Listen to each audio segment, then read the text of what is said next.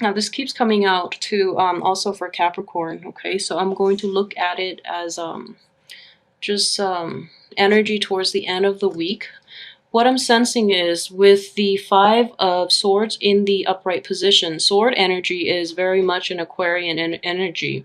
So this is definitely a situation in which there is a very swift defeat, and you're the victor in the situation, so there's nothing to worry about. However, it's a double-edged sword in that you're um, you're basically winning a situation and the other side is completely decimated. So I wouldn't say, it's the thing about this card is it's showing you the aftermath of the situation. It doesn't tell you, how you got to that point. However, the other team is destroyed, so you're benefiting just by them losing. So it could also be a very bittersweet type of victory, okay, in which you don't want them to suffer, but at the same time you feel that you need to win this. All right, and there's nothing wrong with that. So like I said, it doesn't show you, the course of the battle. It only tells you the aftermath, and the aftermath is that you've definitely won. You've definitely reclaimed your spoils of war. You've reclaimed your territory, which is a great thing to have as a crowning energy, okay? So the only advice I would give with this card is if you've won the situation, okay, don't gloat. Don't gloat, and don't I guess don't like rub it in other people's faces, because you can create enemies that way, okay? So I feel like in March, this is really wonderful for you, especially the first part of the month. And there is definitely a revival in strength, in prowess, and especially in it's also like indicative of success too, okay? So you're actually going to have the first part of the month, things are going amazingly well. Okay, so with the strength card coming up like this, and then with the 10 of wands in the reverse position, these are very good cards. You're going to feel very successful, happy, content, revitalized, and physically your well-being is just, really great. And on top of that, what I'm sensing is there is either leaving, a situation behind, or it's basically finding new ways to approach old problems so that you're not burdened by them, okay? So these two cards next to each other, usually with the 10 of wands in the reverse position, I would read it as lightening your load, and it's in a significant way in which you're not weighed down by, baggage from the past. And I feel that this could potentially be a love situation as well. You're letting that go, and it's kind of this situation where you start with a clean slate almost, which is really nice energy, and is corroborated by this death card, okay?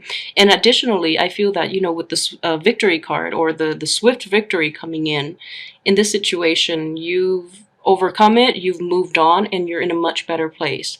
So coming in next to the death card in the reverse position is the Two of Swords, which is basically decision time, okay? So I believe it was, the February tarot reading for Aquarius indicates a period of healing, okay? Healing your heart and healing your soul, and also it's a period of recovering your self-esteem, your self-worth, and claiming your own getting like it's a boost of self-esteem for sure, but it's also a situation in which you're reclaiming your voice, okay? So you're reclaiming your territory, and you're establishing your needs, your values, what you expect out of relationships, all types of relationships, not just love. So it's putting yourself out there as well. And in this situation, also with the Lovers card, it's great energy coming in for you. So leaving past baggage behind, being decisive, knowing how you want to proceed from this, and just, having all that confidence in yourself, okay? I do feel though, with the Empress card in the reverse position and the strength is, showing up front, upright, and also coming in, first card in the spread.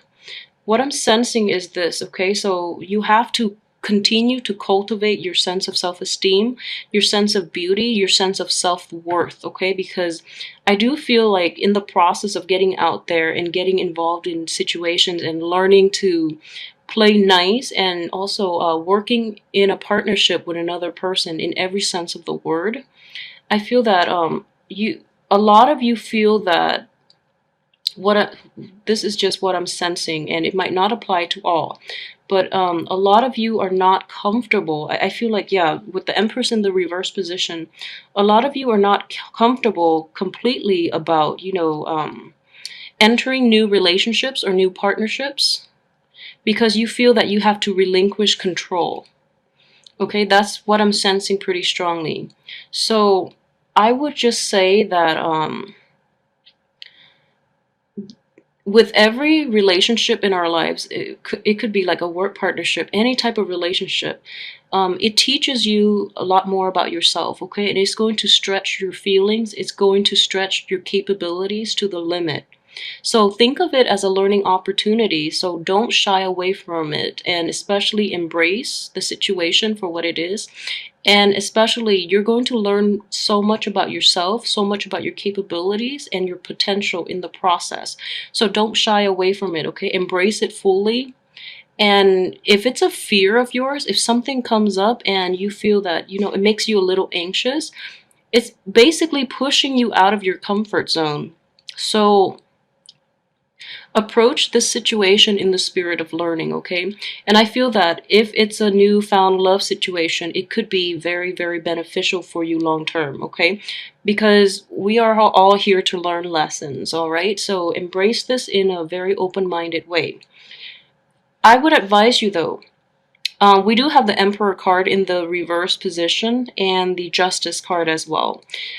If I were to read this as the major arcana cards, I would say you possibly can be involved in somebody who might have emotional baggage, or who might have recently gotten out of a legal situation, or possibly a divorce, okay? This could be somebody who's also going through a separation in the present time while you're meeting them. So, I mean, use your best judgment, okay? A lot of people could lie about their, their relationship status as well. So I would advise you against it.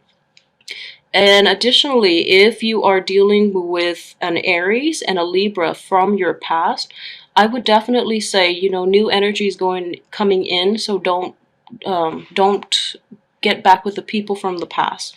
Just because this card itself, it's a really nice energy, and it's definitely there for you to meet new people. So don't let old baggage from the past affect your current situation. And I don't feel that these energies are coming in from the past, but it could potentially cycle in for you guys. So with the Emperor in the reverse position too, like I mentioned a lot and the Justice card. So this deals with control, and this deals with compromise, okay? So there's going to be that dichotomy between, knowing when to compromise, knowing when to relinquish control in situations, especially in a partnership, in a friendship, in relationships, okay? So in the process of working with other people, I feel that you're going to have to balance these aspects of yourself. Like, knowing when to give advice and knowing when to hold back. That would work as well. Or in general, it's a situation in which you just have to work with another person to achieve a common goal.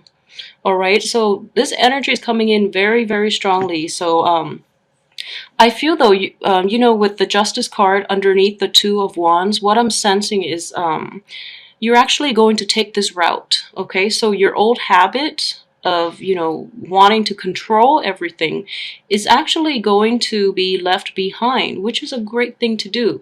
And I know that, yeah, a lot of Aquarius, what I'm sensing is, you are very controlling as well, especially when it comes to relationships.